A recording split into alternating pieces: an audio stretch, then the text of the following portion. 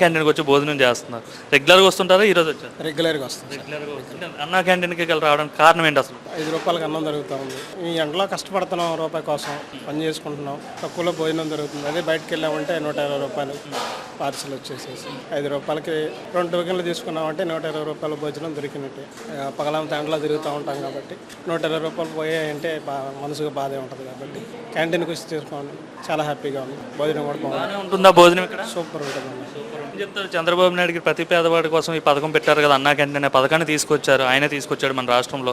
So ముఖ్యంగా ఆయన కోసం ఏం చెప్తారు? థ్యాంక్ యూ చంద్రబాబు గారు.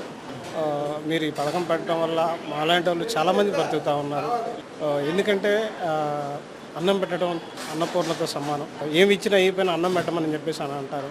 చాలా థ్యాంక్ యూ అండి చంద్రబాబు నాయుడు గారు. మీకు ముఖ్యంగా మాలాంటి పని చేసుకునే వాళ్ళకి క్యాంటీన్ వల్ల చాలా ఉపయోగమే అంటారు మీరు? చాలా అండి. చాలా మంది వచ్చి తింటున్నారు. ఉదయం పూట టిఫిన్ చేస్తాం, మధ్యాహ్నం అన్నం తింటాం, సాయంత్రం అన్నం తింటాం. ఏదో మేము బయట తిన్నాం అనుకోండి, డబ్బులు ఎక్కువైపోతాయి.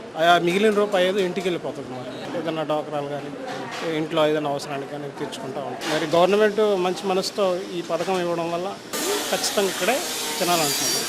వేస్ట్ అన్న వాళ్ళకి వాళ్ళ కడుపు నిండిన వాళ్ళండి, వాళ్ళు ఏదైనా మాట్లాడతారు. అలాంటి ఆకలైన వాళ్ళకి రూపాయి తక్కువైతే అక్కడే తినాలనిపిస్తుంది.